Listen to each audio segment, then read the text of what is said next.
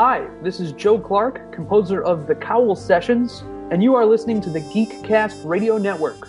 This is writer Kyle Higgins, and you've jumped inside the pull bag, only on the Geekcast Radio Network. You've just jumped inside the pull bag. Join TFG1Mike and the rest of the comic crew here at the GCRN as they make their great escape into comics. From DC, Marvel, and Image to IDW, Boom Studios, and Zenescope, we have everything right here. We cover things like Transformers, He-Man, superheroes, TMNT, and Radiant Black. Yeah, we have all that and so much more. It's all inside the pull bag here on the Geekcast Radio Network. So, without further ado, it's time to talk about the comics we're reading right now, here inside the pull bag. Hello and welcome to The Pull Bag. This is episode 412, that's right, 412. I'm, of course, TFG1Mike. We took a week off last week, folks. It was a little rough, but we are back, and we're closing out the month of May here in 2021. And holy crap, boy, is this going to be a interesting show. Along with me, I have the Hales. Hello, Edward, sir. Hello. And Lady Kendra. Hello. Hello, hello. And we are diving back into the world once again of Image Comics, Kyle Higgins, Marcelo Costa, Becca Carey, and the others that work on Radiant Black. We're going to be covering issues 3 and 4. I will not cry.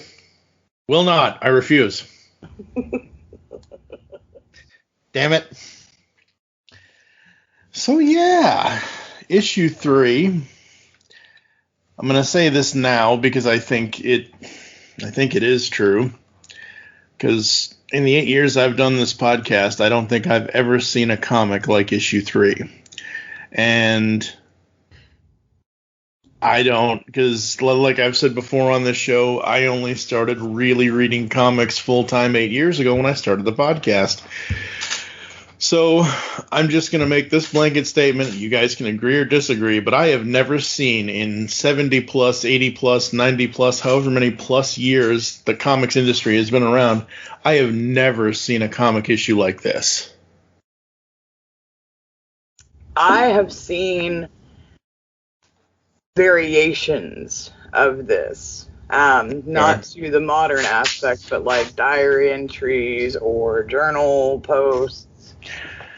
But I don't think that I could say that I've ever seen anything like this either, where you get this type of a comic book. Yeah.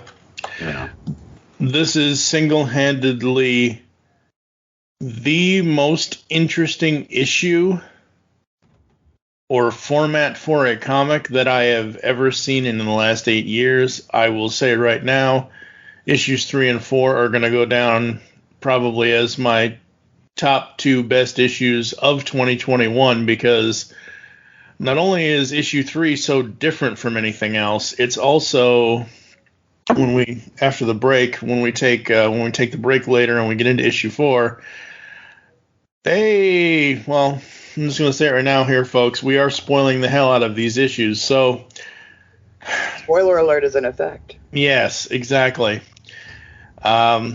They switcheroo on us, and I'm not so sure. I wasn't so sure the first time I read it.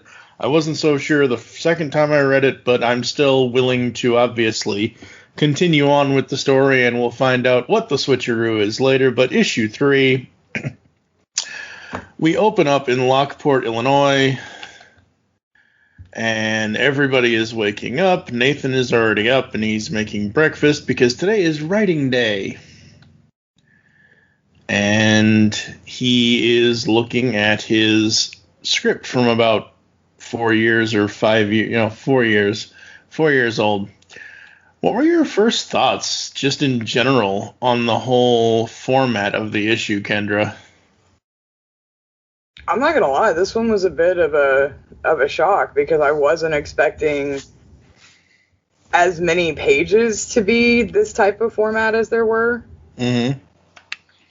Because, I mean, it's literally, for those who haven't seen it, it's literally like you're looking at a computer screen or looking at an e-novel, and you're seeing like what you would see if you were reading your script or your e-novel. It's not in any way a comic format that I would use when I think of comics. There's no panels, there's no art. It's just words. I mean, there is art and there are panels. I mean, I don't think we could call it a comic book if there wasn't, but it's just laid out and presented to you as if we were in the mind of Nathan. It's a hybrid. Yeah, very much so. Yeah. That's probably the best. That's what I'm going to refer to it for this episode. This is a hybrid comic because you get not only your traditional and what you would expect, but they switch the game up. Mm-hmm. And they actually draw you deeper into Nathan's life by letting you see through his eyes. Exactly. What were you thinking on the format here, Ed?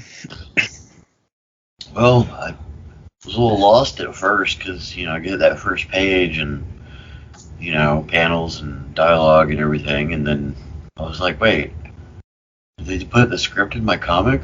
And realized that I was reading, his work from 4 years ago. I'm like, oh, okay. I like this. I like that you get, like she said, to get to see it through his eyes. Mm-hmm. Yeah, there's only, in more recent years, so 2020, 2021, there's really only been one other comic that I've seen attempt to do this style, and it was Jameson Stone's Last Amazon, and it was because they incorporated all kinds of different aspects into the comic, like social media posts, news articles from online, and some blog writing. But this one is completely different because it's not a form of that. It's just you're literally seeing what Nathan's reading and writing. Yeah, and you get to hear his actual thoughts and see all of that and yeah, it's so good. And you have, his dad kind of like up early, I see, and it's writing day, and his dad says, okay, well then, certainly sounds like a promising day ahead of you.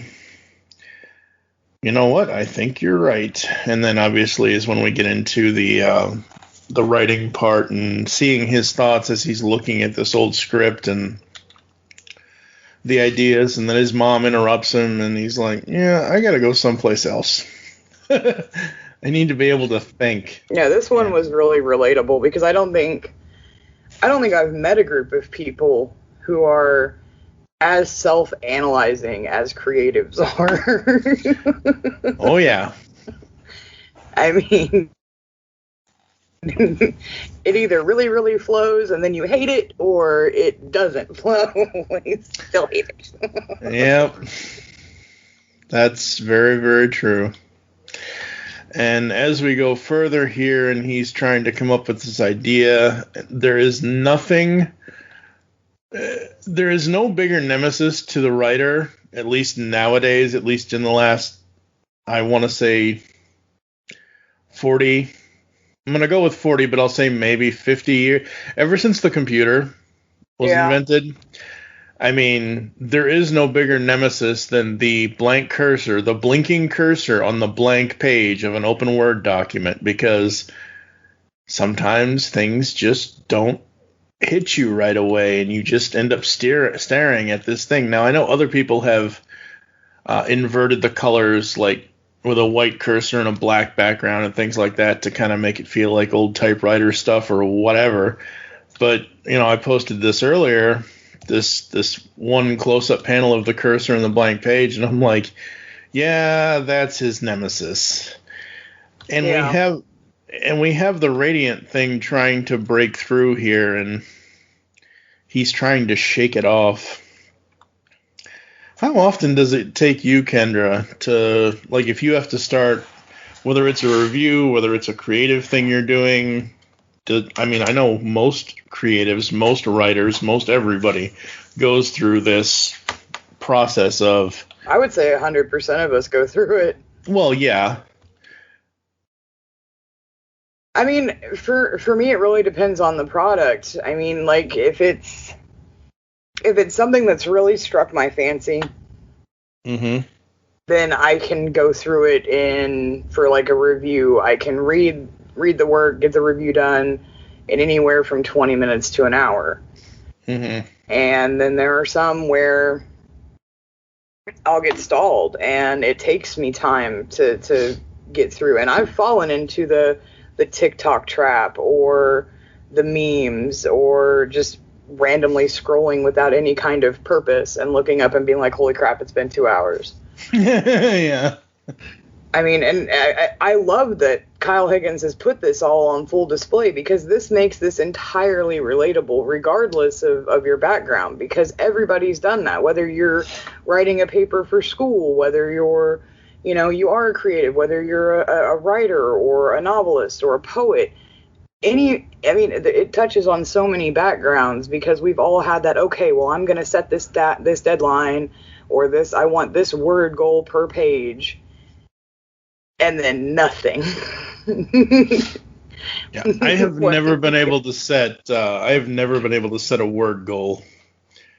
Right, Nathan's like specific problem for this one is one I've run into recently, which is you overanalyze so much of what you're doing or what you want to relay about a character that you just dig yourself a deeper hole and get stuck. Yep. What about you, Ed? Yeah. I agree with Kendra. I mean, I come from the creative side of it, where everything is a distraction, be it family members or social media or animals. Yeah. I felt that. I love the way that he does the interaction of Radiant, though. Mm-hmm. Where you see, because that whole page, I think it's page 8, yes, where you just have Nathan trying to write, and then you just see this being trying to come through. You don't understand what it's trying to say, but you know that it's like, hey, I'm here. Mm-hmm. Yeah, exactly. And we then cut to Marshall at the video store, who looks and is acting. And now I'm just, this is my own personal take on it. I hear Randall Graves from Clerks in my head. Yeah. Like, every time. Like, which one of these movies do you think is better? They both suck. Yeah, it's definitely got that vibe between him and Nathan. Nathan really strikes me as, I'm not even supposed to be here today. Yeah. And I do love the little teases that the little doodles that Marshall is doing. And one of them says Mighty Morphin, like, cross that off, lawsuit. And I actually screen capped this and I tweeted at Kyle. As of this recording right now, he hasn't responded. I'm like, is this a tease saying you're going to be returning, because one of the Boom Studios' newer Power Rangers series is called Mighty Morphin, and he wrote on the original Boom series, MMPR, up until the 30th issue or so. Right. So I'm like, are you returning? I think it's too. The other two names that he has on his thing are Image Comics as well. Correct. Mm-hmm. Oh, of course. Darkness and the Vanguard, yep. Circle guy.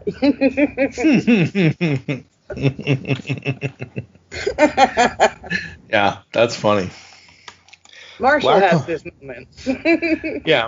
Marshall has his moments, and Marshall's going to have a lot more moments, apparently. Yep.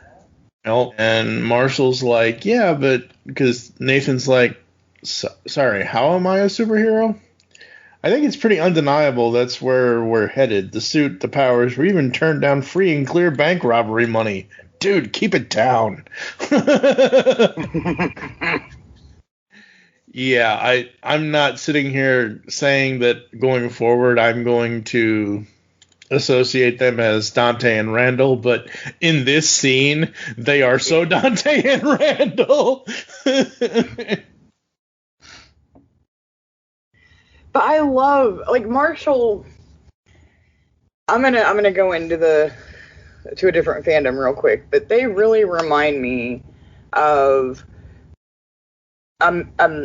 America's Next Top Model, and I'm gonna say why. Okay. Because it would always come down to like the top 3 of those that were going to be selected, and when it would come down to where it was going to be the final 2, they would always have those 2 girls look at each other like 8 times out of 10 and be like, you have what this girl needs and she has what you need. And it really feels that way with these 2 characters, because Nathan is just stuck in this lull and he doesn't know what he wants to do with his life. He's not sure of himself. And then here comes this power, and he's still stuck in that grind of what to do in the beginning baby steps. Whereas Marshall comes from, this high energy background of reading the comics, watching the movies, learning everything that he can about these superheroes, and knows almost immediately what he would do if he had it. Mm-hmm. And I love that. Yeah, I love that too. And it's one of those things where at first, when we did the first 2 issues a couple months ago, I thought Marshall was just going to be a sidekick character of, what'd you say? The guy in the chair. Right. Yeah, kind of, but like, I was thinking more of like the annoying sidekick, like the one that isn't so upper crust, because he is not upper crust, but right. To me, at first, when we first met Marshall in issue 1 and issue 2, I'm like, oh, great, this is the fucking Damian Wayne of this universe. Great. And I hate Damian Wayne with a passion. That kid needs to take a chill pill. But anyway, so now I'm like, oh, he's coming with the wisdom, because like you just said, right. He's the comic book reader. He's the this, he's the that. And, they give the name, he gives the name of Radiant Black, and Nathan's like, come on, it's amazing. It's no Batman. Dude, Batman wasn't Batman. A name is just an empty vessel. It's nothing until you fill it with associations. That's some good advice right there. What was it, Scary Movie, where you had, who was it that had Scream? Or Ghostface? Was it Scream? Scream and Scary Movie, yep. Okay, so he's like the guy who always broke the fourth wall and was basically your narrator telling you how the horror movie was going to go. Yeah, he's essentially Ferris Bueller, yeah. Right. Yeah. Oh, God. But I love how he comes up with the name, and then not only does he do that, but while he's coming up with this name, he's like, it's perfect. He's already multitasking registered. and creating social media. Yep, exactly. Already registered.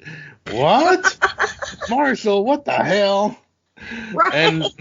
And now, because you mentioned that and I mentioned Ferris, I'm like, oh shit, Marshall is Ferris and Nathan is Cameron. Holy shit. I don't know if Kyle meant to have these many homages. I don't think he did. I think it's just us reading into it. It probably is, but I mean, that speaks to how good his writing is, because we're able to be like, oh, you know what? I've seen this before. I can recognize this. I know where you're going. All right. Hey, I'm the circle guy who gave back the money. Right.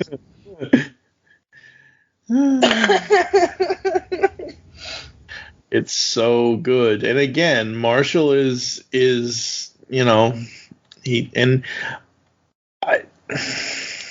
don't know. He has no shame. He has no shame, but he's also not wrong, because look, social media is the single worst thing to ever happen to us, but it is part of the fabric of our society. So if you're going to show off those sweet threads by trying to keep fabric or metaphor going here, you've got to take control of the weave. What are you even talking about? Your story, Nathan. You've got to take control of your story. Yeah.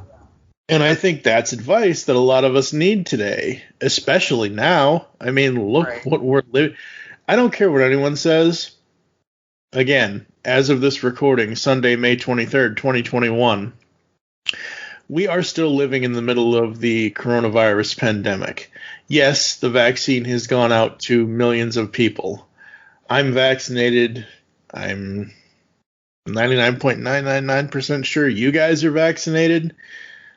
But it's one of those things where even though we have the vaccine, even though many people have taken the vaccine and are vaccinated, it's not a cure. It just means that we have less of a risk. Yeah, it's preventative. That's right. It's very preventative. And if they have to do boosters with us in a year or two or whatever it is to keep the prevention going, that's what we need to do. That still doesn't mean until, and I hate, this is me personally. This is not the Geekcast Radio Network. This is not the Pull Bag. This is not Edward and Kendra. This is just me, Michael Allen Blanchard, talking here. I hate that states are lifting the mask mandates. I hate it. Because, one of them. Oh God, move, sir. come to the Pacific Northwest where they're smarter, supposedly. But it's one of those things where it's like, oh God, come on, like you still want people to be as safe as you possibly can, and lifting those mandates is not a good thing. So again, going into what Marshall is telling Nathan here, your story, Nathan, you've got to take control of your story. That's advice that can apply to all of us in the real world. We all have to take control of our own story. As a country, as a nation, as the entire planet, we need to do that. Mask up and vax up, people. Okay, I'm off my soapbox now. What's next? I'm sorry. It's just it. No, do not be sorry. I giggle at the soapbox because that's one of my favorite sayings. But do not be sorry. I mean, it's your absolute right to come out and say that. And you know what? It should be said.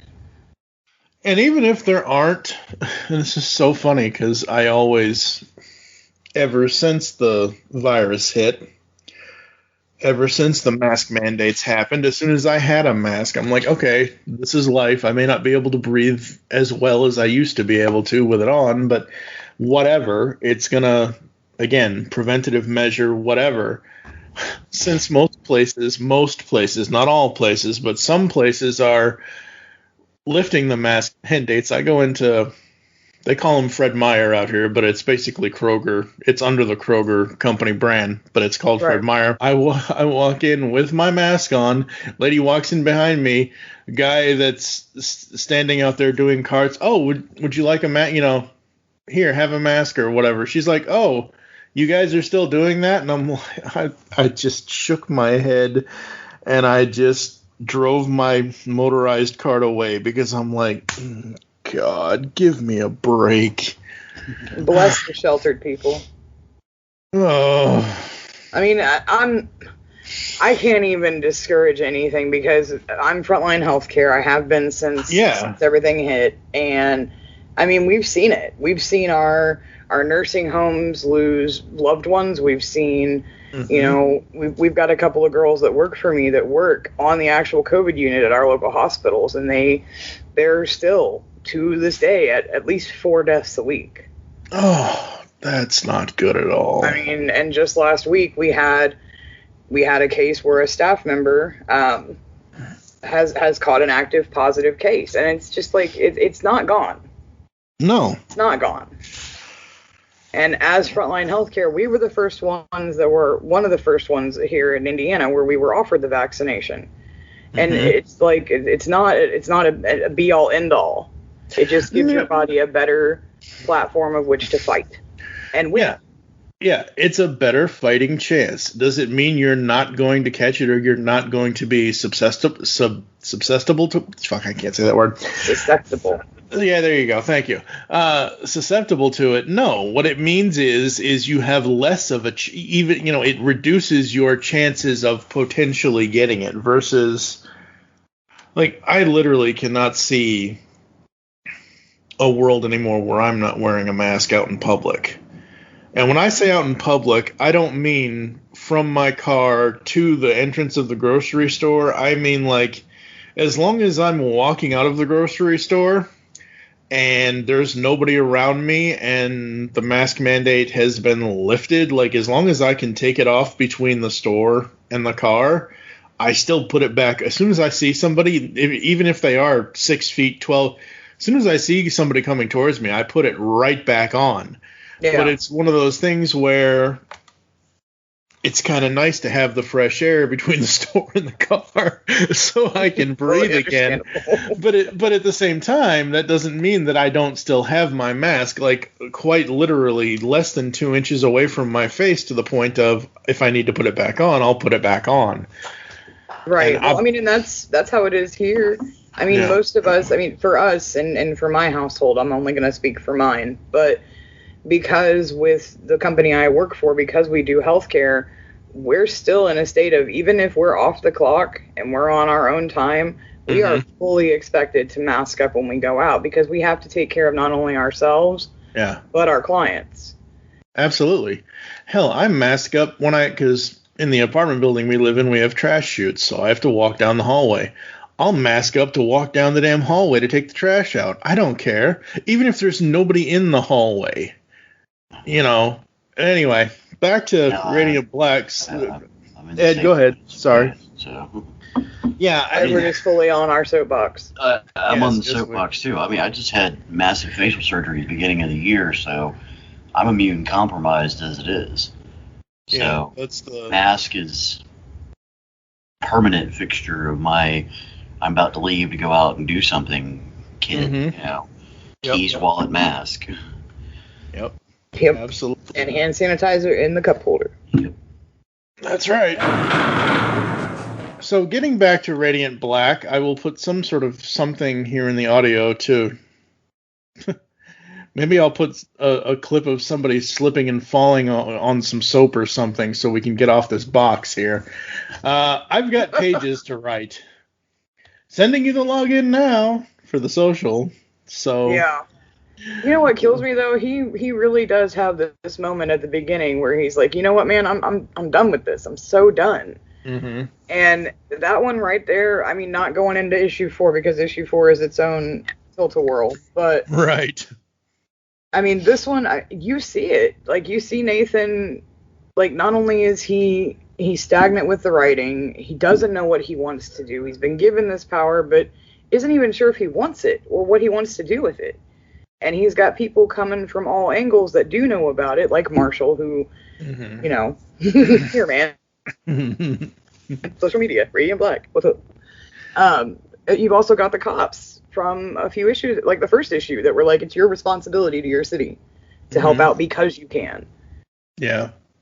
I mean, it's just, that's a lot of pressure for a normal, you know, Joe Blow to handle when he can't even handle his own life. And again, once again, I see Dante in him, where it's not that he's uncomfortable. Okay, he was forced into a situation of having to move back home because of debt, because of this and everything else, and he didn't exactly succeed in being a writer out in LA at the time. Right. But now looking at issue 3, it's like, hey, it's not that he probably is uncomfortable, but just from what I'm seeing is he just doesn't know what to do with his station in life because he doesn't really have a station in life. He's at a rebuilding point. He's at a restart point. He's at a, you son of a bitch, Dan DeDildo, you killed my character and now you are forever evil to me point kind of thing, where it's like... That is a very specific point. You know what? I don't care if he doesn't work for that company anymore or not. He's still a DeDildo. Anyway.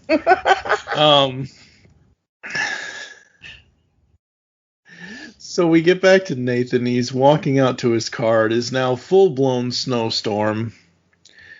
And we get all these thoughts from him. And, you know, what an asshole. What an absolute, utter asshole. If I could take control of my story, I'd be on my 5th book.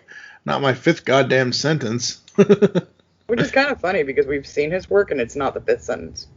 Yeah, no, it's not.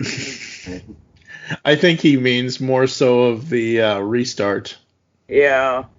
Kind of thing. You know, it's like me. It took me 3.5, almost 4 months to write an album review. The album came out in October of last year. I think I published the review sometime in January or February. So, we all have those moments. I gotta say though, the colors and the backgrounds and the way the storefront or the coffee shop front is, I love this art. This art is awesome. It's gorgeous. I love the snow. Yeah, me too. Reminds me, even though they're two different cities and two different pizza types, reminds me of Miles Morales. Yeah, it does. Always snow in video games.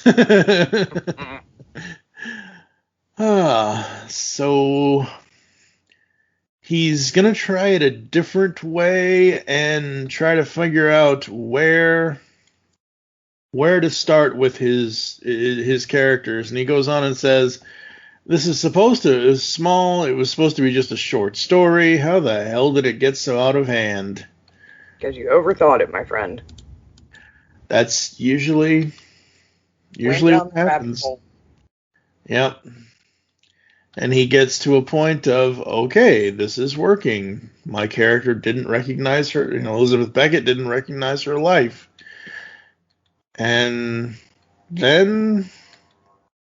Well, and this one's the most telling. I mean, and I'm sorry that I keep going back to this, but the one thing that kills me is the two sentences that he writes are, so now now that she's out, what does she want? Mm-hmm. And what does Elizabeth want to do? Yeah. And if that's not the most telling thing in this issue itself, where, I mean, yes, later we'll see why it's so telling, but it's almost like he's subconsciously trying to speak to himself. Like, how can I understand a character who wants more out of life when I can't want more? Mm-hmm. I love that. Sorry, that was one little piece that I was like, yes. No, you're right. Yeah. You're absolutely right. And then a version of himself as Radiant Black basically breaks in and steals him up into the sky. I'm like, oh boy. What's he going to do? Try to fix the icing problem?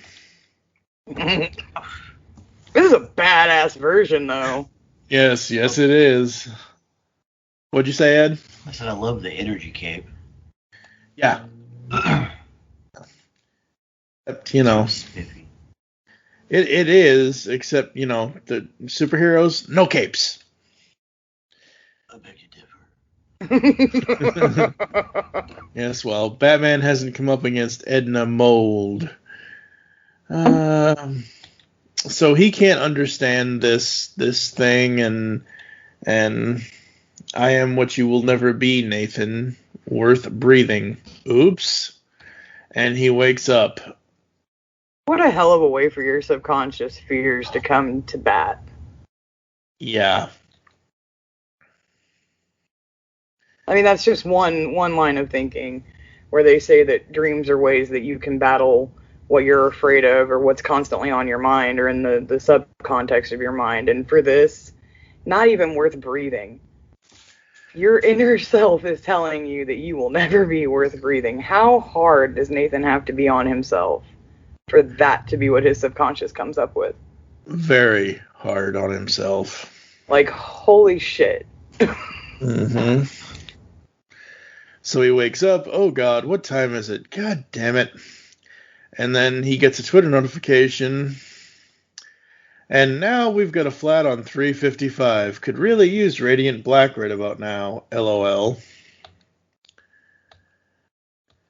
And we get another few panels close up of the cursor. And we cut to the family on 355 with the flat. Nathan doesn't know how to change a flat. But he shows up anyway. Yeah, he shows up anyway. I love how honest this scene is. It is. It is very honest. Don't you like, literally yes, I'm here, but I have no idea how to help you. And one of the kids is like, don't you literally have anything better to do right now? Would you believe if I said no?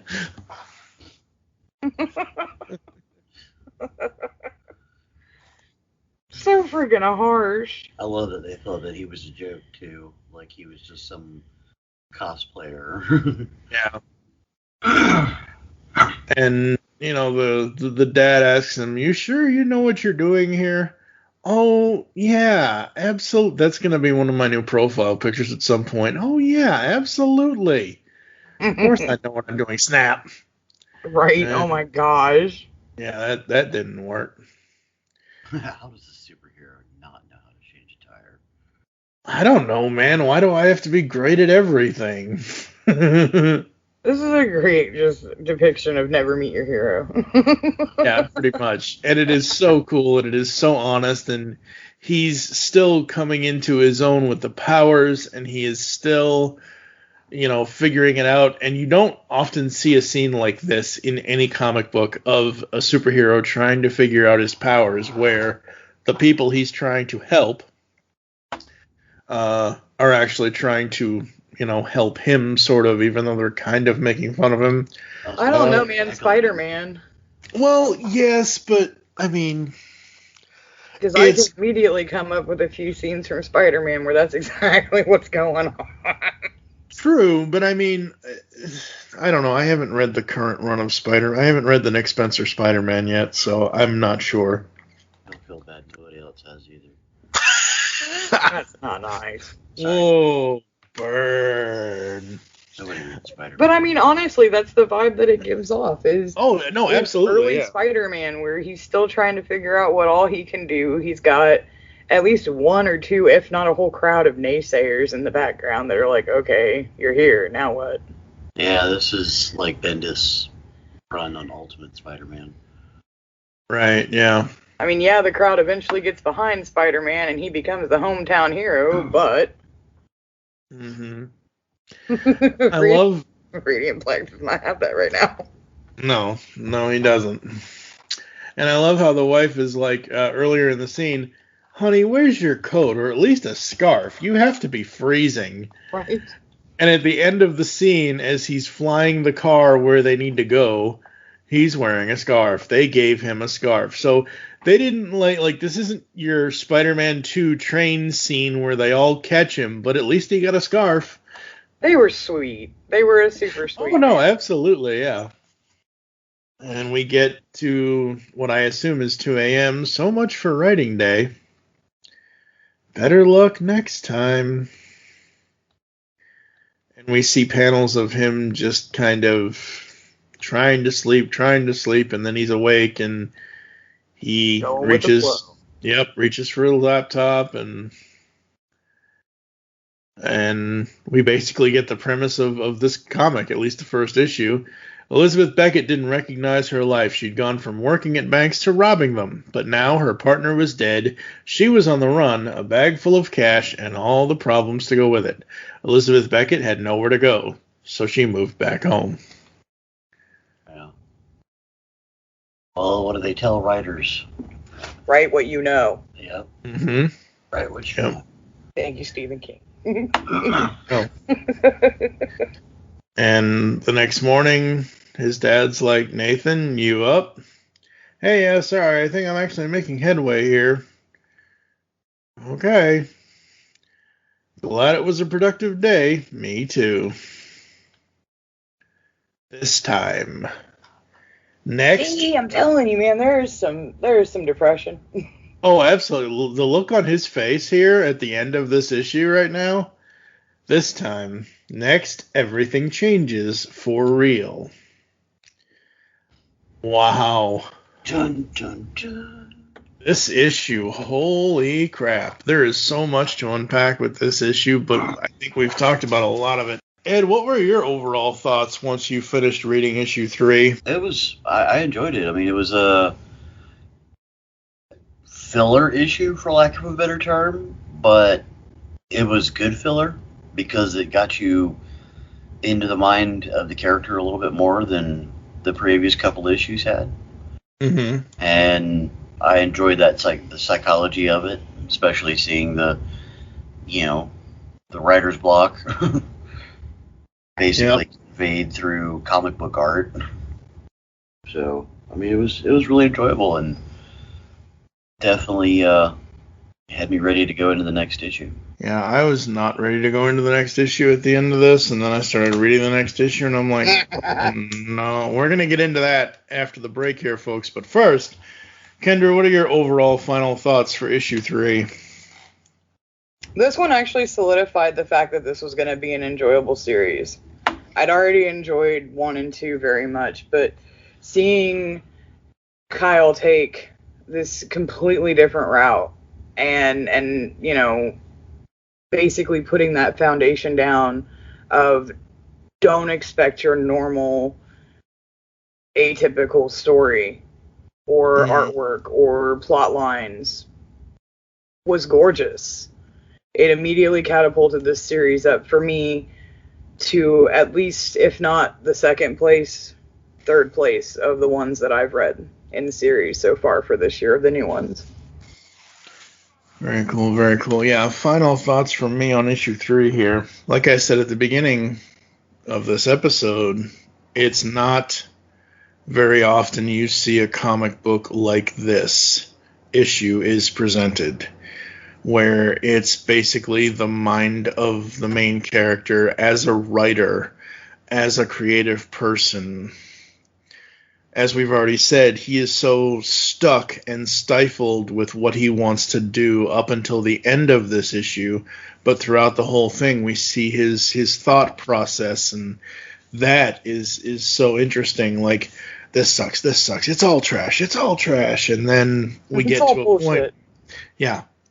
And we get to a point in the issue, like we've talked about, where he has to go help somebody, and he does, and interacting with that family made him think of what he is eventually going to do.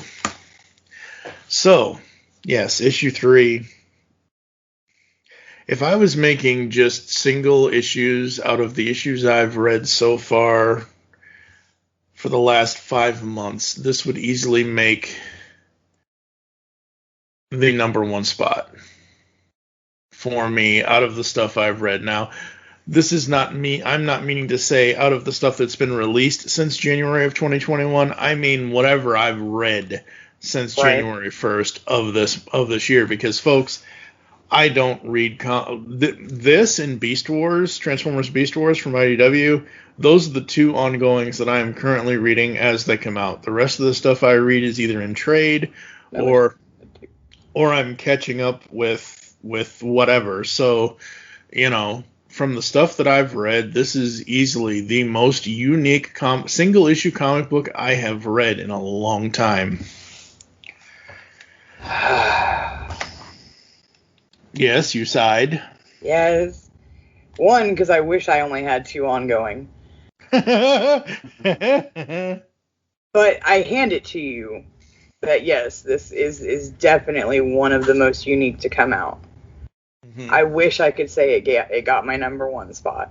I wish. You have so much more that you do than I do, so. I know. I'm just like, as we're even like trying to compare them, I'm like, no, Stray Dogs.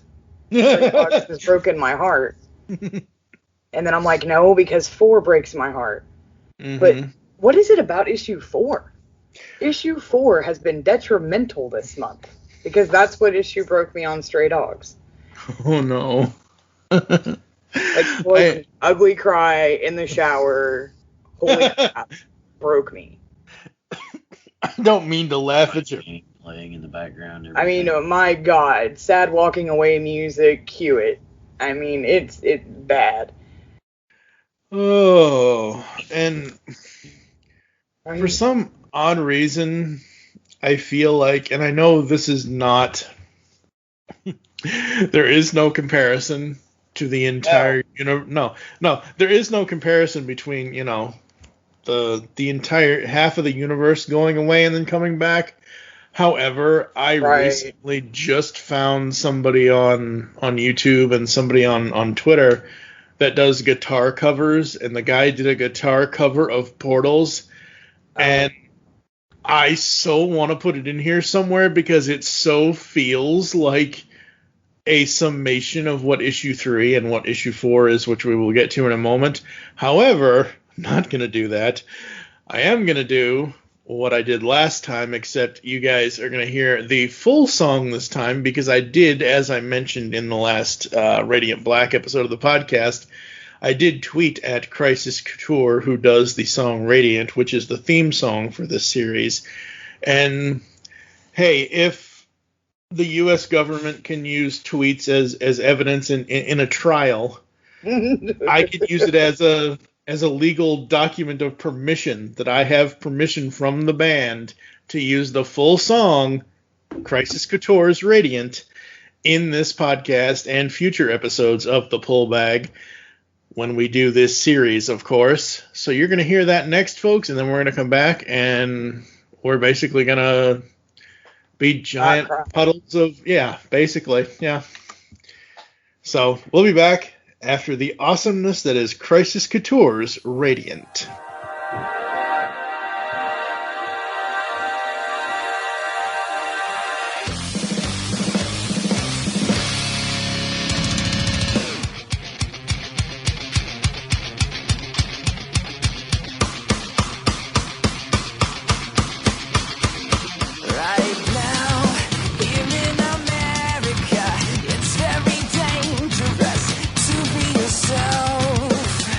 Outside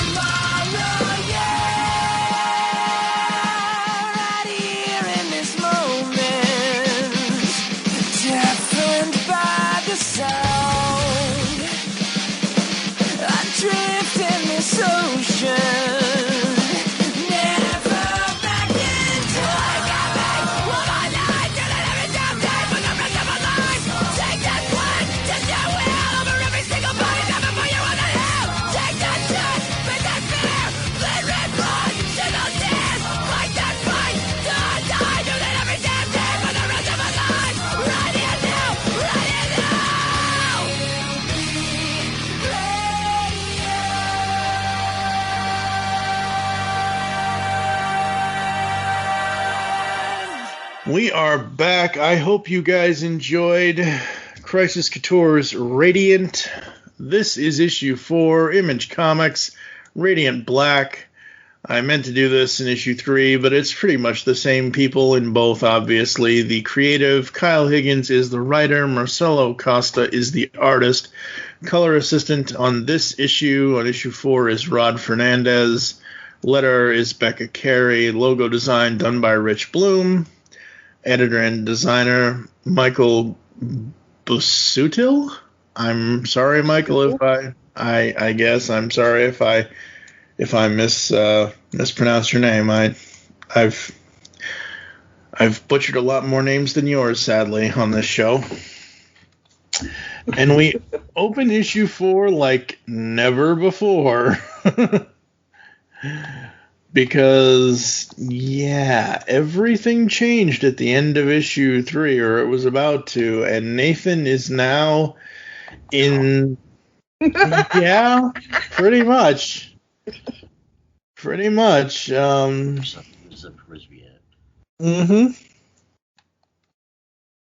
Very much classic Tron, not even Tron Legacy, which I know a lot of people didn't like. I love that movie. I don't care what anyone says.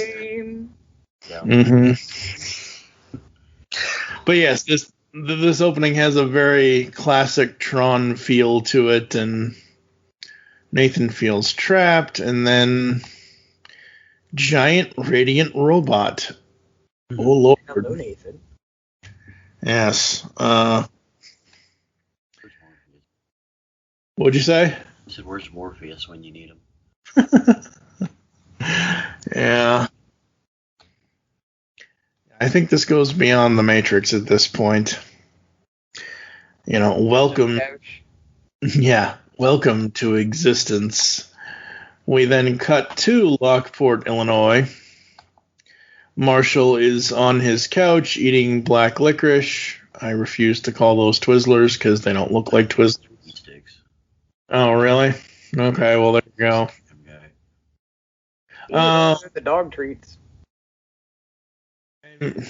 Hey, we've already referenced so many other things. Why not call Marshall Martin Riggs from Lethal Weapon if they're dog treats? Kyle, please answer that. What is that? Not milk guns. They look like the rawhide shoes. Mm-hmm. Snarf. Oh. Sorry, we got Kyle. Please answer that. What are they? Let me put. Oh. Always good to have a meat snack in your pocket. Mm-hmm. And Nathan texts Marshall, "You up?" "Yup." "Any plans today?" "There's a Soderbergh marathon on the Criterion channel, and you know I will literally never miss Out of Sight. What's up?" I need to rewatch that movie. I love Out of Sight. I get the reference now. Okay. I love that movie. I have never seen that, and I was like, why is he messaging us? Have you seen this? Oh, jeez. I didn't even catch it. I was like, what? Yeah, you need to watch it. Seriously, if there's anything that you haven't seen lately, and it's just over,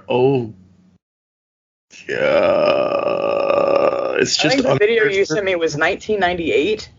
Yeah. So it's just under 30 years. It's just over 20 years at this point since that movie came out.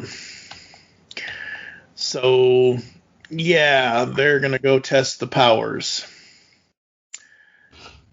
And they go out into the middle of the woods. "Are you sure we can be back here, Marshall?" "Oh, yeah, it's technically the Malik's property. We're good." Okay, so what are we doing? "We are testing your powers." Oh, this hurts my heart. It does. One of them looks like Dick Grayson. No, well, kind of, yes, you're right. Nightwing. But, again, these...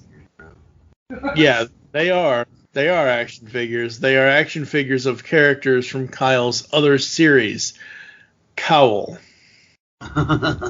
I didn't know that. Yes. As soon as I saw, her name is Rhea. As soon as I saw her and I saw the Nightwing-looking character, I was like, oh no, they're gonna destroy the Cowl toys, really? No, don't, you bastards! But it's Kyle's own creation, so he can do with it what he wants. Yeah, but those are collector items, man. Yeah, well... so... we get a small test of this, and Marshall's like, the Grey Raven soars no more. Don't quit your day job. Only if you could find one. So Marshall is asking him what prompted all of this all of a sudden. I don't know, just thinking about everything like these powers had to come from somewhere, right? What are you guys thinking up to this point, Ed? Some action figures,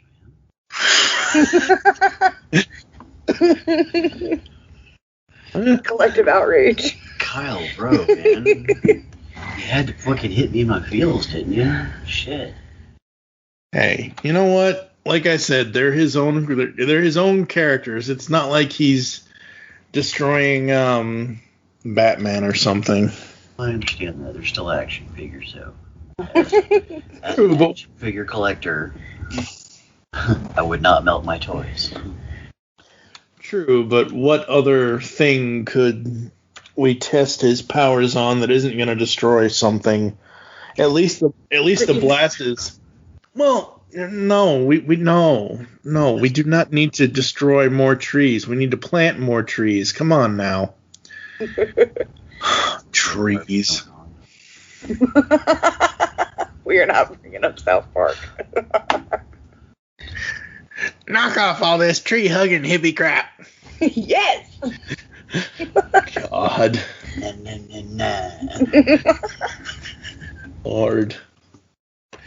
So they are trying to figure out, what his powers can do, and that he's tried to starting to understand it. And Marshall's like, that first little bitty blast wasn't bad, but you can do better. I know you can. I think you just need to get angry. That's cliched. Well, cliches exist for a reason. Maybe you need to feel something in order to emote something. And what would piss you off? Come on, Marshall. No, I mean it. Your prose sucks. The Oxford comma's overrated. Chandler wishes you never read him. Justine would still be around if you knew how to conjugate. Now, we all know Marshall is very much the Randall Graves type character, and he's sitting here instigating Nathan, and that smirk on his face when he talks about Justine, and the jarring look on Nathan's face, and then, you mother... I don't know what kind of sound it was, but that's the only sound I can make at the moment. Also, you totally just swore at me in a weird noise language. I didn't even know we could make that sound. That's the only thing I'm going to hear when I see that now. Great, so Radiant Black is the parents from Charlie Brown now. That's all I'm going to hear now every time I see the alien language pop up. Yep. Ed, what were you thinking as we go through this testing of the powers scene? I was agreeing with him that getting mad about something was cliched. I was just like, okay, that's a trope that's been done 1,000 times in other comics, but then he had to go and obliterate some more action figures. Made me mad. I was about to curse in an alien noise language too, so. Kendra? I was more in the realm of Ultra Combo, but... You only did one move. I know. Not a combo. Flawless victory. But, I mean, I get it. I mean, I'm on Marshall's side for this one. I never thought I'd say that, but yeah, I am. I mean, he's right. The tropes exist for a reason because they've been proven to work. And if you get someone mad, that adrenaline rush is sure to cause some kind of reaction. This is the Kano scene from the new Mortal Kombat. Right? I mean, you can see the look on Marshall's face is absolutely hilarious. It made it worth it. But, I mean, you see it. He's like, okay, here's my secret weapon. You can't conjugate. Give me a fucking egg roll.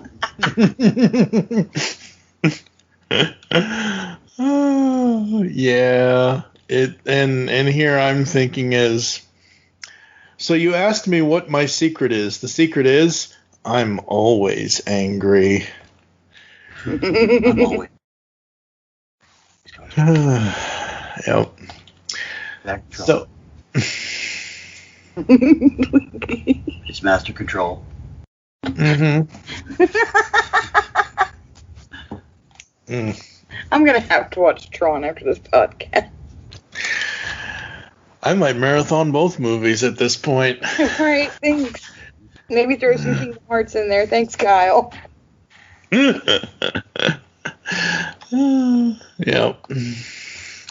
Digital brain, organic brain, integration language centers, sync incomplete in progress. That's my best. Robinson. That's my best robot voice, and that actually hurts my throat. Whew. That's wrong.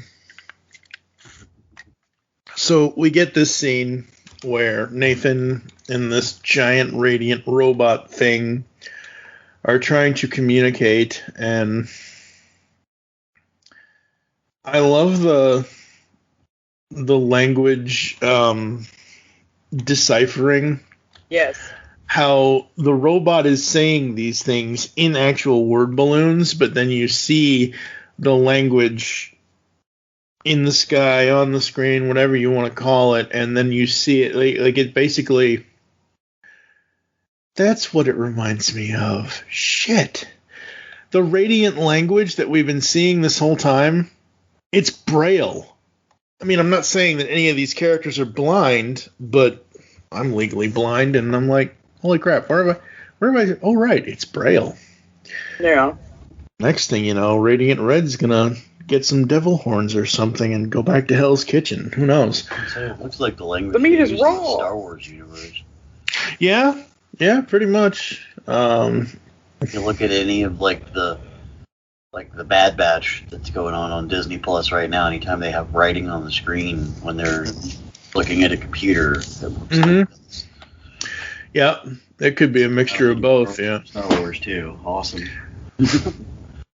We have just put so many references into this comic that Kyle probably never even thought people would grab out of it, but whatever. You're welcome. It's even funnier because he probably intended for each and every one of these. I bet he did. Of course he did. He has a plan for everything, doesn't he? I was going to say, his nerd card is pretty huge, so yeah. It's a substantial nerd card.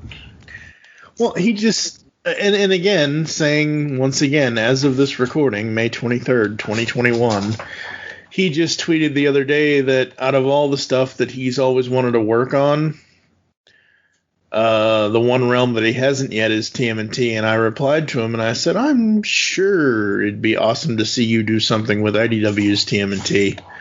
So, here's hoping. Because hell, the first and only time I got to... Yes. What'd you guys doing say? A Tron reboot, like a... Oh, that would be amazing. On Tron.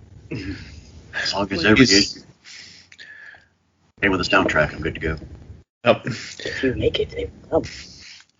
Detective Kyle will get on this. Maybe we can get a Daft Punk reunion before they actually are 30 more years in the future. Anyway, so we get back to Marshall and Nathan. Wait, what? What? We're moving past. Okay, we're past Tron. Although, to be fair, last panel of Tron is pretty dang important. Yeah. Will you take his life? Yep. You ever think what you'd do with all this? Like if I grabbed the black hole thing instead of you? Yeah, of course. I've got 100 ideas. At least 80 of them involve getting crazy rich. Fair enough. If only you could do that legally. Yes, the Tron scene. Yeah, it very, very interesting how that ends, and we get them going to the movie here and talking back and forth. God, what were you saying? I was about to say, we may be giving Marshall a hell of a lot of shit these last couple of issues, but there's one thing I will say for him is that he is very, very honest and upfront. He does not shield Nathan. Oh no, not at all. So he doesn't have to. Yeah. Well, I mean, I'm not even the best friend card. I mean, we're like you said, they're talking about, well, what would have happened if you'd have gotten it instead of me? If the powers had chosen you, if you'd have touched it before I did. And Marshall, the next sequence is one that really hits hard because he's like, but that's not what happened. You grabbed it, and now you're radiant black. Sometimes. Yeah. Right? And, I mean, he calls him out on it. He's like, you've had these powers for... I mean, we don't really have a necessarily, accurate span of time. Mm-hmm. But between these issues, but he's like, you've had him for... He says you've had him for a minute, which, for those of us who speak that lingo, is a long time. Mm-hmm. And he hasn't done anything. He's like, he's calling him out. He's like, you haven't done anything. And the reason why is because you lack vision. Which stems back to issue 3, where it's like he's stagnant. He doesn't know which way or where or what choices to make because he's rebuilding himself. Mm-hmm. And this scene hit really freaking hard. Like, Kyle knew what he was doing in this one. This one came through loud and clear. Oh, absolutely. Every time Kyle puts anything to paper, to comic, to whatever, it just reaches right down into my core. It doesn't matter what it is, whether it's him doing Nightwing or him doing Power Rangers or him doing his own creative stuff. You guys, I'll have to send you the link after, but you guys really need to read Cowl. The first 2 volumes are on all the issues. There were only 12 issues, but first 2 volumes are on Comixology as well as the single issues, but it is so good. And it's just one of those things where he is the... I don't want to sit here and say he's the Spider-Man of comic writers because he's more of the Nightwing of comic writers, where he's that everyman. Because let's face it, Spider-Man and Nightwing are essentially the everymen because they're... Nightwing even more so because he wasn't bitten by a radioactive spider. But every time Kyle puts anything into anything and he is able to get so much emotion out of the reading audience that he has, I remember when this was being teased, like the basic premise of it where he's in debt, he has to move back home, and then he gets superpowers. Okay, you've sold me right there. 3 sentences. Debt, or 3 words. Debt, home, and superpowers. Like, sure, okay, I'm on the ride. And now that he's expanding this and we're getting more into this first arc here, and as I said last time, it's going to be interesting for us as we're doing this 2 issues at a time, where the next episode of the podcast that we do, one of these, I think is episode 420. No one can light up. It's one of those things where we have the final issue of the first arc and the first issue of the next arc happening in the same podcast. So that's going to be interesting to see what happens when we get there. And I mean, you said that he had you before this even came out, and oh yeah, I give full kudos to that because he had me after issue 1, and it wasn't even the comic. The comic is not what grabbed me. It was his after, like his addressing what Radiant Black was and what he saw in it and where the inspiration came from and where his muse lied. And just someone who was being so honest about saying, I write from personal. And, everybody has these flaws, and I want this to be a relatable series.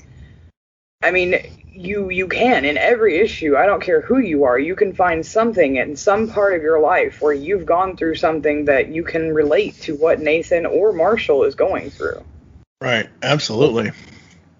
And I love that. I love that he doesn't try to make this into, well, I don't have flaws, or he over-exaggerates the flaws to where it's like, you're constantly hit in the face with them. They are very true to life. Mm-hmm. And then the action starts again. Hello, Nathan. Radiant Red shows up. Yeah. Master Control. What a nice hometown you have. Let's talk. And he pulls out the Radiant Black Power. He suits up, and I love this suit up because we see the various panels of him, and then you get the one where he's in the full mask and the full suit, and it's just this. It's actually my current, again, as of this recording, Facebook cover photo where it's just him with. Ooh. Technical difficulties. Let's move on, shall we? DeCian, the superhero webcomic. DeCian's got superhero antics and sexy girls. For action, comedy, mayhem, and more, read it now at DeCian.com. DASIEN.com. All right, so we are back for that impromptu ad break. And the one thing I've noticed as we're going through issue 4, it's more of the art thing than it is anything else. So we talked about what Marshall and Nathan are discussing as they're walking to the movie theater. And I see that Nathan has 2 layers on because, hello, it's Chicago. It's the middle of winter. You need 2+ or more layers on. You should, unless you're crazy like me and decide to go out in shorts and a T-shirt. But then again, I am almost 500 pounds, so my weight kind of distributes the heat evenly, I think. But the reason why I'm bringing this up now is that I've gone back and I looked at this and I'm like, oh, he has 2 layers on, because in this Power Rangers like magical girl transformation he has, the very first panel when he pulls out the radiant power, I'm looking at Nathan's wrist and I'm like, where's that smaller sleeve coming? Like, I forgot that he had 2 layers on, because it just, where his hand is and where the power is and how his tendons and his wrist are, it just looks really weird. And then, hey, look, I'm a tiny sleeve. And I'm like, okay, that's a little creepy. It's just something small that I noticed, and it's not like going to ruin my overall enjoyment of the book. It's just something I noticed that at the angle it is, it looks really funky weird. Anyway, I don't know. Time to duel. Yep, that's right. Speaking of which, the guy I told you guys about that does the guitar covers, he has a guitar cover of the Yu-Gi-Oh theme. I'll have to send that to you guys later. So, yeah.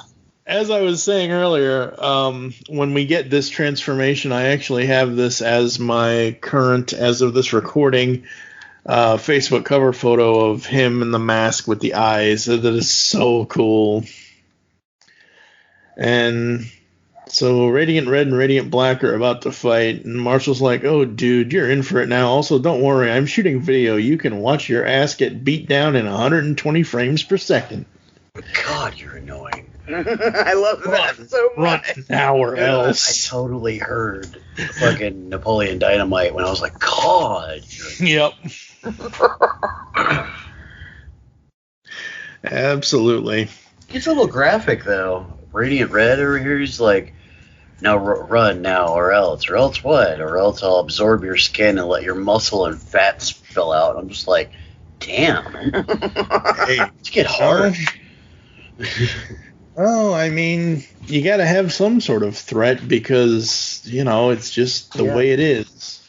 I mean, someone threatens to absorb my fucking skin and let my entrails and fat spill out. I'm going to be a little concerned after that. Yeah, when your entrails become your X-trails, that's not a good thing. No. Insides become the outside. It's gross. Mm-hmm. Yes, and no, folks, I will not throw the Everclear song Inside Out in here somewhere. Hey now, that's one of their greatest songs. Not Everclear. Yeah, classic radio. It's not Everclear. God, I got that wrong. Anyway. Yeah, so Nathan is flying off to deal with Radiant Red, and After whacking him. Yeah, whacking him good. I'm sorry. It is not Everclear. It is Eve 6 that does Inside Out. Everyone should know that song because you'll probably hear it somewhere. I don't know. So yeah, after whacking him, Radiant Black goes, "What the hell did you just say?" What'd you say? I said, "Oh God." The love in this room. I know, right? It's like, it's like I went and destroyed his Funko Pops or something. Did you get angry? I melted, actually. Did you conjugate? Conjugate badly. Yeah, no, I didn't conjugate correctly is what I didn't do. Neither did Marshall, it's okay. Yeah, we know. So as I was saying, such a nice hometown. I hope they have insurance. Oh boy. Mm-hmm. And the sad thing is, all I can hear is, I think it's the season 2 theme of Static Shock. Beam, beam, superhero! I can hear in my head during this battle. Because this doesn't look like any Tron battle I remember. Mm-mm. No. And Radiant Black gets a slight better of Radiant Red, and we see Radiant Red is a person. We assumed he would be, but we see that, and Radiant Black's like, "Don't come back here ever again." Radiant Red's like, sure. And they do a giant power cocoon. They Dragon Balled each other. Mm-hmm. Pretty much. That ain't no evolution you'd want to see. Well, and most importantly, I mean, not necessarily most importantly, but something to note is right before this happens, and you see that Radiant Black has the edge, and he has the upper hand. I have the high ground. Yep. Hello there. But you see a shot back, a little flashback to where, Nathan was given this question of whether he would be willing to kill or not. Right. And then shit hits the fan. Shit hits the fan, and he is clearly not willing to kill. So he's Batman. You know what, though? Here's the thing that bugs me about this scene. Just a slight bit, and I'm sure that it's going to come up in issues to come. But really, like, once everything, after the cocoon, and they're both coming to their senses, and this building starts to frickin', rumble. Yep, collapse, yeah. He's got, he just yells out, "Hold on to something now," and he asks for help, and it's like all cards are off the table. It doesn't matter that they're fighting. It doesn't matter that they're angry. Yeah. Radiant Red, step in. Mm-hmm. Hold on. I'm going to put a little icing on the cake that Kendra just made with that statement. Because we see Radiant Black, he's like, got his power holding up the building. And then Radiant Red over here goes and puts his hands on a wall. Like, legitimately, no power, no nothing, just like, I'm going to hold this rock here and hope it doesn't fall over. I'm just like, hey, bro. Right, like, Radiant Black gives us a laser light show. Right, Radiant Red's over here just like, I got this. I'm going to hold this rock. Well, I will defend him a little bit. Him, her, I don't know if it's a male, female, whatever, I can't tell, because we haven't really learned too much about Radiant Red yet. The bearing walls are crumbling. There's about to be nothing to hold up. So while it's admirable, and yes, I love that Nathan Radiant Black is doing the laser light show and trying to figure out how to keep everything up, the fact that Radiant Red knows that he is touching a bearing wall and that he knows that they're going and there's nothing left that he can do, where Radiant Black just shoots him and everybody else out the building. And everybody's read a Green Lantern comic. They could have thrown a bubble around somebody. They could have, I guess. But again, new powers. I go so far as to give him that maybe he's done an internal scan with the Radiant Red power and has seen that there is no hope. Yeah, but I'd like to have seen that. Well, but maybe they're saving that for a further issue to be like, no, I tried. Yeah. You know, I mean, I'll give him benefit of the doubt until proven otherwise. But right, I do like the fact that it stops being a fight and it becomes about getting people to safety. Yeah, absolutely. And Marshall runs in. Nathan, where are you? Where are you, Nathan? Oh my God! Don't do this, man. Come back. You have to stay alive. And here we go with the Troninator over here. Master Control. Yeah, because then we get the actual scene. Mm-hmm. Then you. Will you take his life? Then your world, you will die. Help. Somebody help. Your friend is gone. Deceased. Our connection is final, permanent, for the duration of your life. You are part of existence. But war is near, soon. For the Radiant, he will kill you and your entire planet. To die is to lose everything. Will you do all that is required to save your species? Will you take his life? Yes. No hesitation whatsoever. Yep. And I didn't notice this before. I've read this thing 3 times now. Not only did I read it when it first hit, I read it right before we did the recording, and obviously we're going through it now. Because it's an all-white panel before we get to the blackmail section of the letters column, I didn't even notice next Radiant Revenge, because you can barely see it with how bright the white is, and that's obviously the point. I like that a lot. I do too.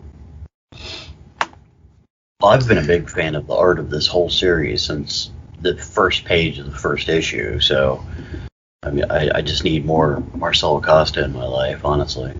Mm-hmm. Absolutely. And before we get to our final thoughts, I wanted to read this little introduction by Michael, who is one of the editors or something. I'm sorry, Michael, I'm not going to try to mispronounce your last name again. Well, okay, that sure is an ending, isn't it? Remember last month when I said this changes everything, and you probably read it and went, okay, but surely they don't actually mean it changes everything. Yeah, we meant it.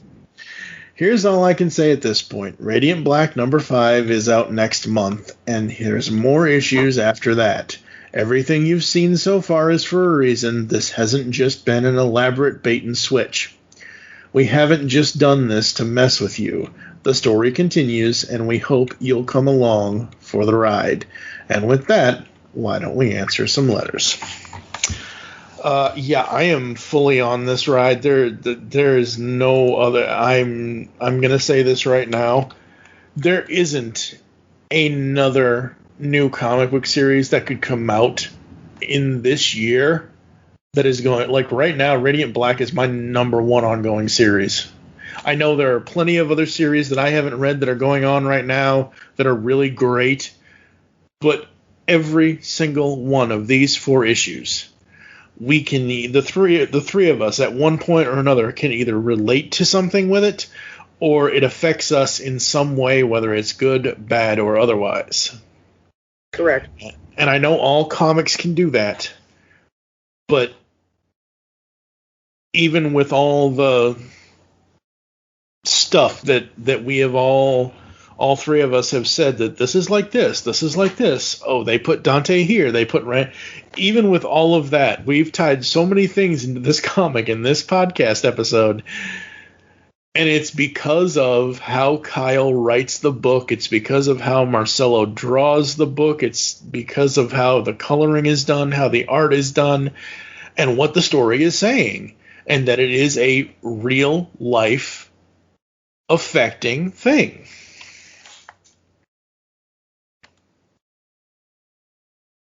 Yeah. So, I do like at the end here. Now, I did not read this for the book for the review, but Marshall's School of Business, the world's only accredited business school based behind a video store counter. Asterisk, not accredited. I think that's funny.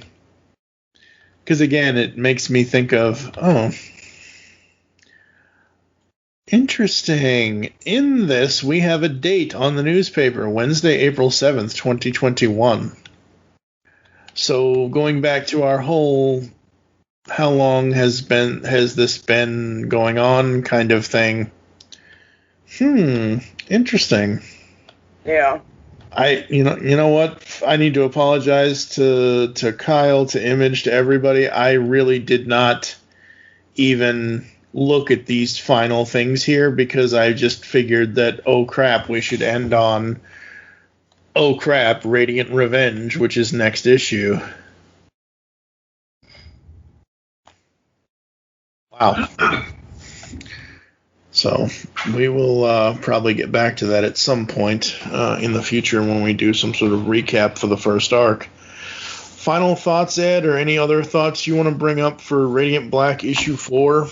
Had a blast with it so far. I mean, hits you in the gut at the end of the issue, but honestly, they spent the last 2 issues setting it up, and I can't wait to see the payoff next issue. So it's got me by my throat. So let's do this. Kendra? I'm still sitting here trying to collect myself.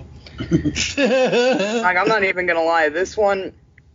All right, so I have to be honest. I do have a comic that I've already brought up that I do relate a lot to Radiant Black, and that is Stray Dogs. It's done by Tony Flex and Trish Forrester for the art, which is a very Dawn Blue style. I do recommend it. But the reason why I correlate these two so much is because both of their 4th issues were absolutely heart-wrenching and definitely got holy shit moments. And not only that, but both of the creators took the time in the end of the book to address that, yes, big things happened in this issue, but please hold on because there's a reason for it. And that isn't something that I think many comics have ever done, where the creators have actively been like, hey, we know this was hard, especially if you were, super relating to the book. You're being drawn into the world, especially with the way that they did issue 3, where you learned so much about Nathan and how Nathan processed things and how he felt. And, even if you were one of those who were like, you know what, you go, dude, when he fully broke through that wall. And it melted into this issue. And Kyle, kudos to you, because you set this up beautifully.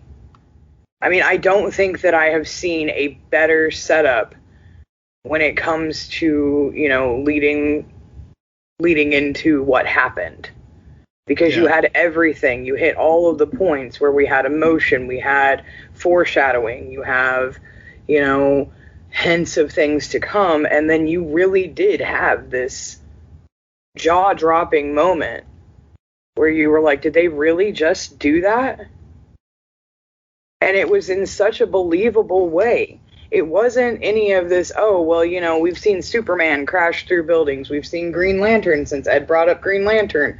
We've seen them go in through some heavy, heavy fights and make it out alive. This was a real-to-life what would happen if two beings went through an entire building and the building came down. So Zack Snyder's Man of Steel. It was a beautiful run. And I will give it to that. I did not cry. I didn't either.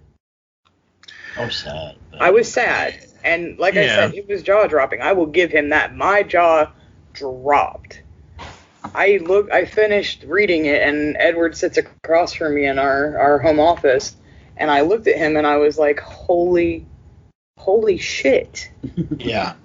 That just happened. Yeah, it is a very holy shit moment. It is one of those moments that will live on in infamy long past any of us are here. As long as the comics industry is still here 50 years from now, hopefully it still is. Right. This is if I was to moment. Yeah, absolutely. That's what's crazy. Me and you talk about it on Instagram or on Facebook or on Twitter, and me and you were like, holy, because Ed hadn't read it yet, and we didn't want to ruin it. Yep. And we were like, holy shit. Yeah. Wow. Wait, I wasn't ready. No, I was not ready for that at all. Yeah, so, all right, just for an example, and I know everyone doesn't want to talk about the year that was 2020, and we're not talking about that right now, but what I'm saying is, you go from 2020, 50 years in the future is 2070. I'll be 90 years old if I'm still alive then. Hopefully I will be. I don't know. But at 2070, in 50 years, these first 4 issues, these last 2 issues, 3 and 4 as well, they are going to, like, if I was making a time capsule of comics right now for people in the future to read, this series, even though issues haven't even come out for it yet, let's just say, for example, I hope this happens. Radiant Black gets 50 or 100 issues. Put the whole series in a time capsule. I don't even know what Kyle and everybody has to come up with ideas for the future issues. But at least these first 4 issues go in a time capsule for the next 50 years. And you can open this up and look back on it and be like, oh, wow. So that's what it was like in the 21st century. Yeah, these are definitely ones that get a high praise recommendation.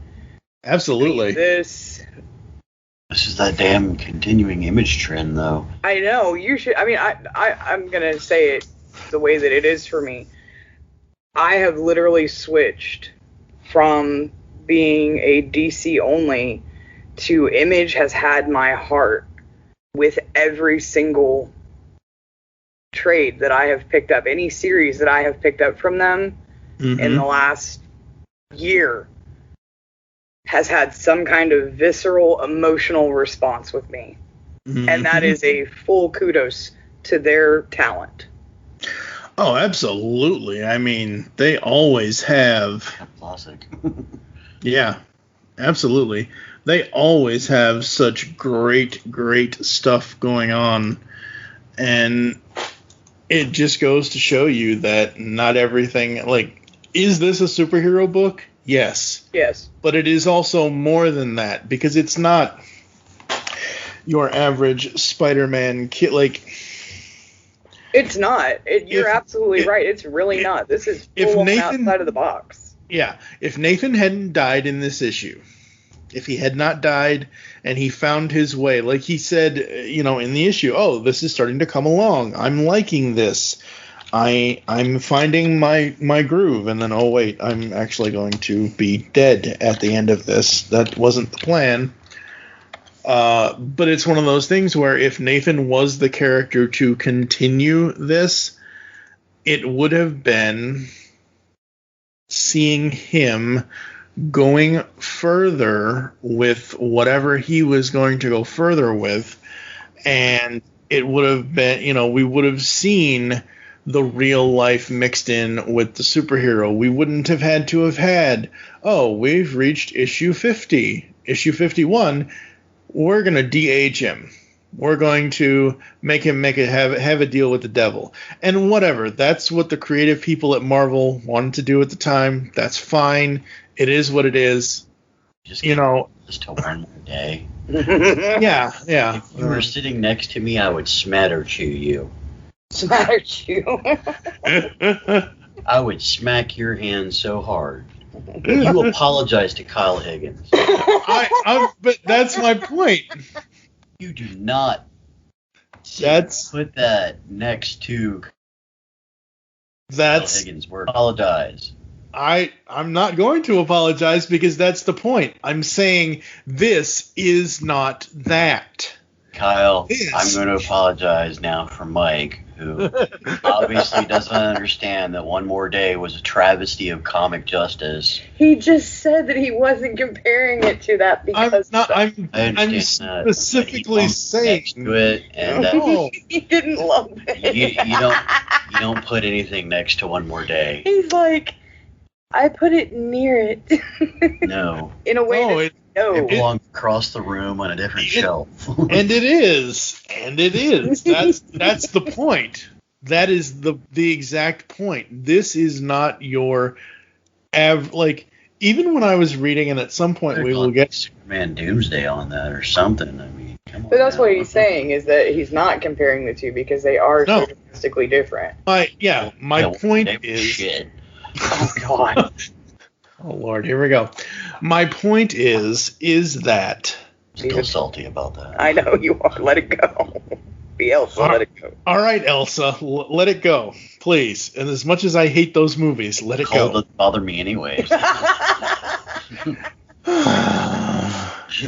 What? His opinions do not reflect. Yeah, they reflect me. The opinions of Edward Hale may of the comic populace. The opinions of Edward. One comic fan that says that Spider-Man One More Day was a good story. That's my challenge to all the listeners of this podcast. Change my mind. Give me 5 good reasons why One More Day was a good story. Oh gosh. You can't. Joe Quesada's artwork wasn't even that good. Oh God, no! Stop. Please continue, Mike. Sorry, I got mad. You did, I know. Go back. I've been harboring these One More Day feelings for years. Oh Lord, I think we need to have you guys back on for Origins, and we need to explore inside therapy for Ed and his One More Day issues. Yikes! I'm a salty bitch, man. Point. One More Day, Heroes in Crisis, motherfucker. Lord, here we go. The point is that with Spider-Man, with Batman, with any other hero you decide to put in there from either DC or Marvel, because, and I know this is because they always need to catch the new readers. That's why. Look, I've said this on this podcast for the last 8 years. You'd give me Spider-Man 700, which we actually started this podcast. It's one of the reasons why the podcast exists. We covered Spider-Man 698 to 700 on the Geekcast Radio, which is right before this show started, 9 years ago. If I have to read, if you just put Spider-Man 700 in my hands, Amazing Spider-Man 700, if I have to read the previous 699 issues, I don't want to do that. So that's why the comic companies, that to me, besides the fact they need money and they want the new #1 money, they want the resell, they want the reprint, the second print, and that's great. I love that comic books get 2nd, 3rd, 4th, 5th, 6th, 25th anniversary printings, 30, whatever it is. I love that. But that's covers. Yes, variant covers. Let's go back to the old image trope.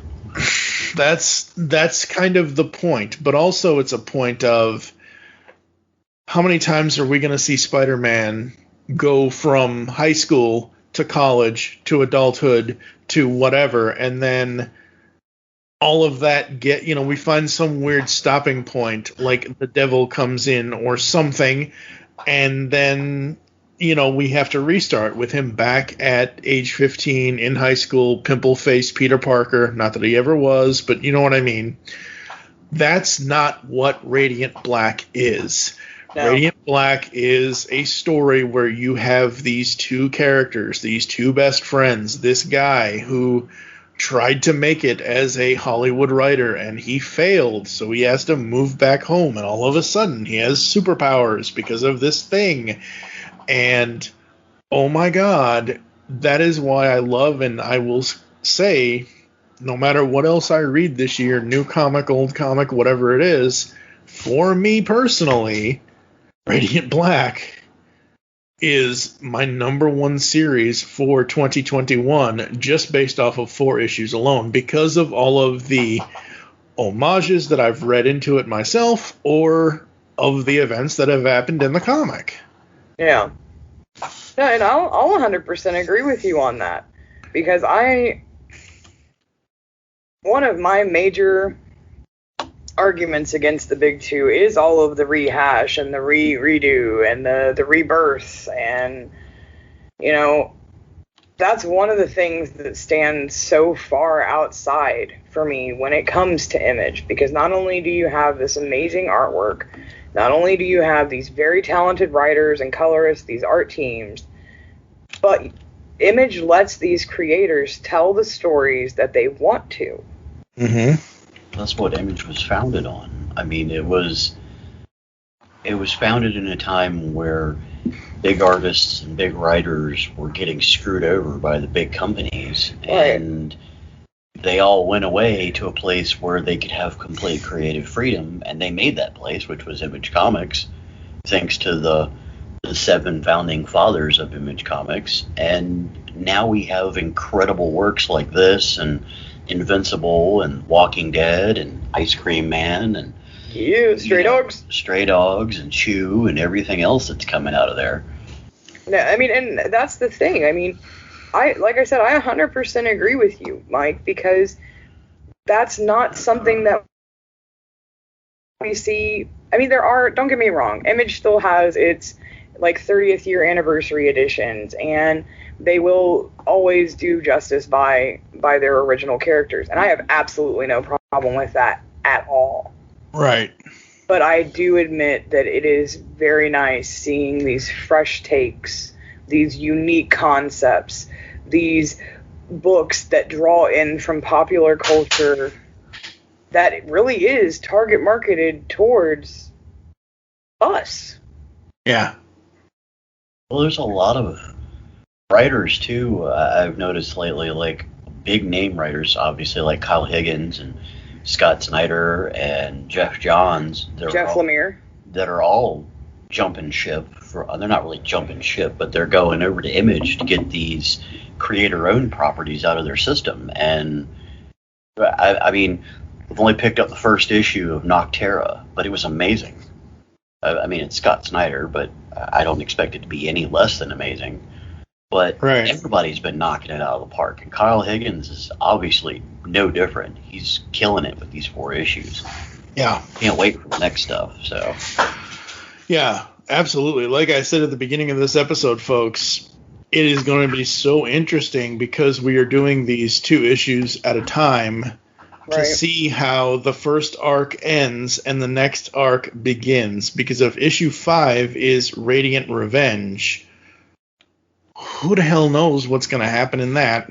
Obviously, the creators know. We don't know yet. And, and then whatever the next arc is going to bring. So, who knows? It's going to be it is a very, very interesting time in comics. And you have pots everywhere. Yeah. Dude, we're having like a creator-owned renaissance right now. Mm-hmm. Absolutely. And, I mean, because you think about it, back in the day when Image first started, you had 64,000 books that came out every week because Image was oversaturating the market with comics because everybody wanted to have a creator-owned property.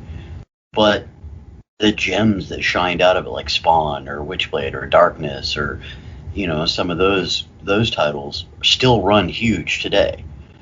And now we're seeing that again with the newer properties, and I'm all about that. I'm like giddy about it, because I was there when Image first started and bought 64,000 issues a week, and was single-handedly responsible for them killing the comic book market when it happened, because of variant covers and chromium covers and this and that and the third. But I'm excited about it.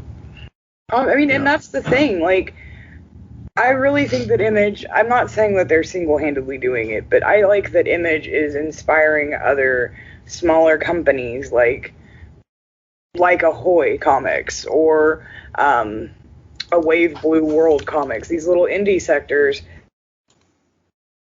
who are absolutely writing from their passionate side of what they want to write. And seeing that, we've seen Image and Dark Horse do this. We know it can be done. And it's just such a great time. Like, I say this all the time, but It is such a great time to be a comic book fan, because it's not the atypical type of comics that are coming out. They are ones that are meant for the entire market instead of catering to one target. Yeah, absolutely.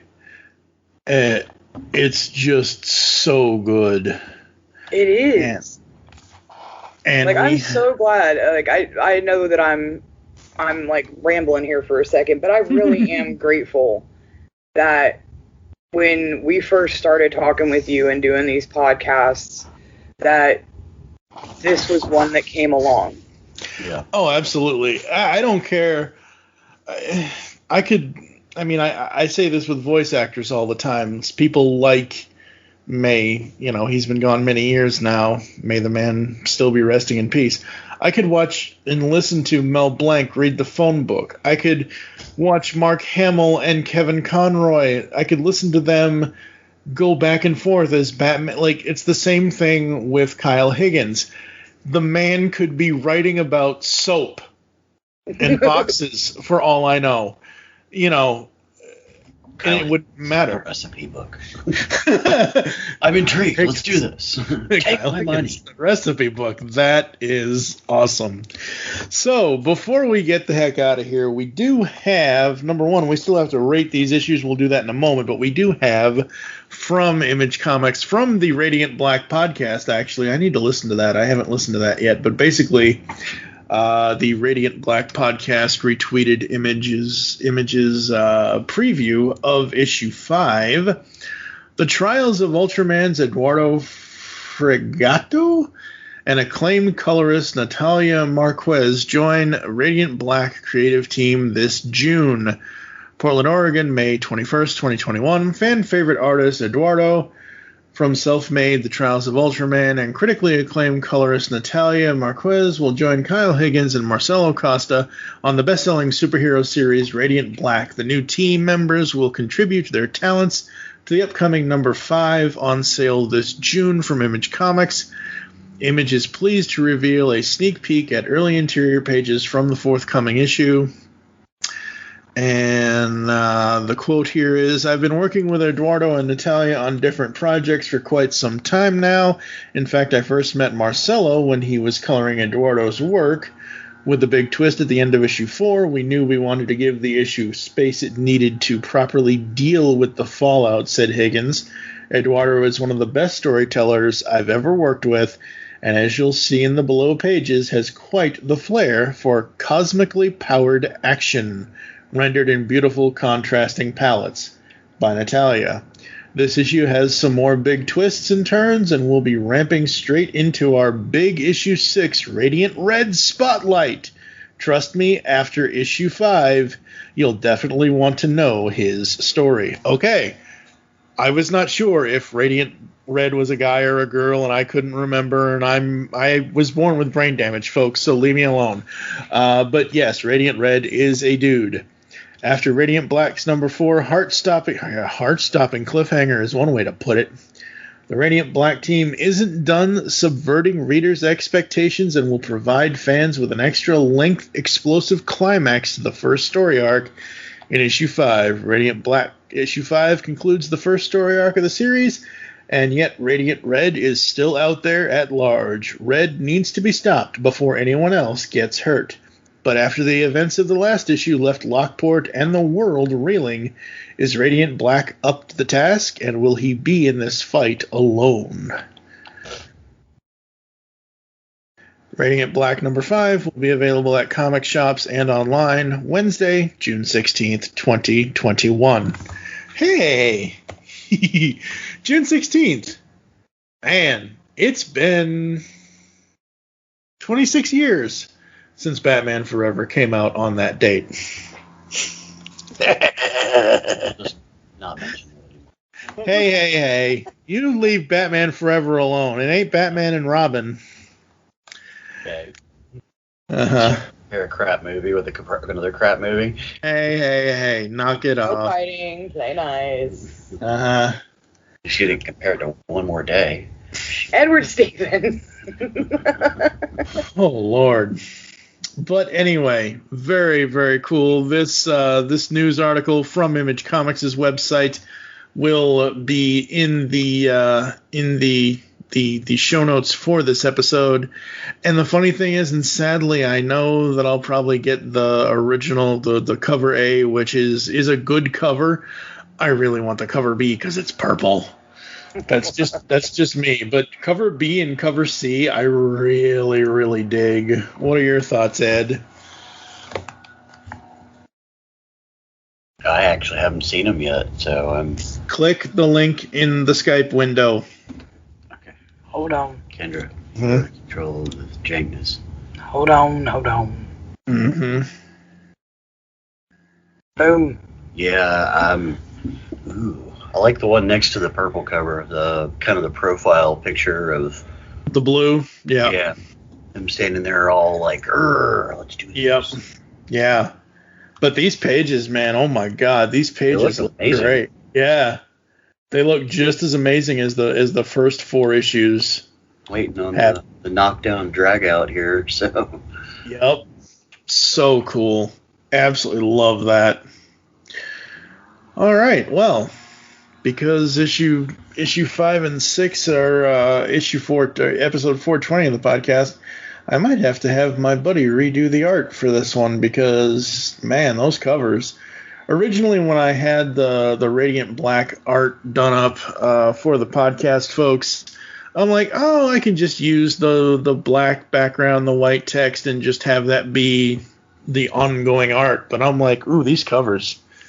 I don't know. I got to rethink this.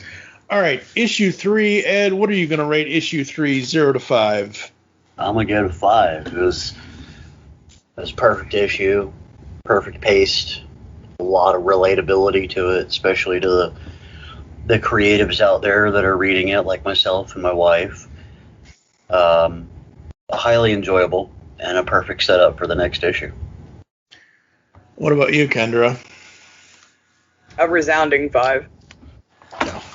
5 is all around. 5 from me too, because again, outside of my little, very, very tiny weirdness nitpick of the scene where where Nathan gets his final, the fact that I can say final transformation into Radiant Black, that feels weird. With the whole sweatshirt and the double layer thing. Other than that tiny nitpick, that nitpick is not going to keep me away from saying this issue 3 and even issue 4 are both 5s. I assume 5s all around from you guys too on issue 4? Correct. Yeah. Yeah. It's going to be interesting to see where it goes from here, and I personally cannot wait. I know you guys cannot wait. Before I tease what is coming up in June on the Pull Bag, Kendra, do you have any final thoughts? I think I've said everything I needed to say. Ed, what about you? I'm going to challenge Kyle Higgins to give us an issue called One More Day. Will you stop it? Stop it. Hold on. Leave it alone. No, hold on. I want Kyle Higgins to be awesome and do a redemption of that title issue, just one solitary issue in the Radiant Black run. And you know what? I'm going to even throw this kind of tried and true trope out there that in that issue, the new Radiant Black, obviously, Marshall, I think is. Yep, Marshall. Yep. He gets to talk to Nathan. He gets that one more day to talk to his friend. Something so simple and so trivial would completely redeem that title, One More Day. That could be interesting. Okay. See? I don't know if he'll do that. I highly doubt it, because if we were to give him unsolicited advice, he couldn't use it because, it's our thoughts on it's a whole thing. Yeah, I guess, cool. But it's... I'll take one for you. I'll take a set of Radiant Black variant covers. There you go. I'm cheap. It's... Oh, boy. Alrighty then. So coming up in June is fully loaded, folks, because we did miss a week here in May. June we have 6 podcasts in June. 413 is my buddy Joe and I returning to Batman TMNT. We talk about the third and final chapter from that series from IDW and DC Comics. My buddy Donovan Morgan Grant, who did an Origins with me, will be doing Static Shock Volume 1 Supercharged. Steve Megatron and I will be covering a creator-owned series that got submitted to us called Contraband. My buddy Jesse Raz from a Louisville, Kentucky radio station will join me for Mighty Morphin Shattered Grid, which is once again Kyle Higgins. He is also going to join me for the next story arc in that series, Beyond the Grid. And then Steve and I will be back at the end of the month with episode 417, which is Transformers Beast Wars number 4 and 5. And then in July, the end of July, we will get to Radiant Black issues 5 and 6 in episode 420. So that's what's going on here inside the pull bag. Where can the people find you online, Ed? Find me on Twitter at DevourAllDC. Find me on YouTube at Sith Rules Ed, where I'm putting up Call of Duty clips all the time. Instagram, Twitch, I'm all over the place. And Kendra, what about you? Yeah, we're going to go back to the tried and true. Just Google me. Google. She said Oogle, not Google. Or wait, no, she said Google, not Oogle. Now see, damn it. This is what happens when you make me record before 10 a.m. Pacific time. Yeah, don't Oogle his wife, folks. Just Google her. Of course I would screw that up. God damn it. More day. Stop Oogling my wife. There you go. I am at TFG1Mike on Twitter. You can also follow at the Pullbag. You can hear all the other stuff in the outro of the podcast. Make your great escape into comics. We will catch you next time here inside the Pullbag. Dude, I think the creators are out for us readers this year. Man, let me tell you. Jesus. Got to impact somehow or another. Man, I am not ashamed to admit I have cried more in the last month. I have gotten into characters that I should not have gotten as deeply into. Hey, this is writer Kyle Higgins, and I hope you enjoyed this episode of The Pullbag. Remember to always make your great escape into comics. You've just heard the latest episode of The Pullbag, the GCRN's first comic review and discussion podcast. There are several ways to get in touch with us and leave feedback for the show. You can visit the website, geekcastradio.com, where you can comment on the episode and all of our different podcasts. You can rate and leave a review for the show on iTunes. Be sure to leave us feedback. Become a fan of us on Facebook, facebook.com/thepullbag. Send us an email, feedback at geekcastradio.com. Follow us on Twitter at thepullbag and at geekcastradio. So until next time, make your great escape into comics and unleash the geek in you.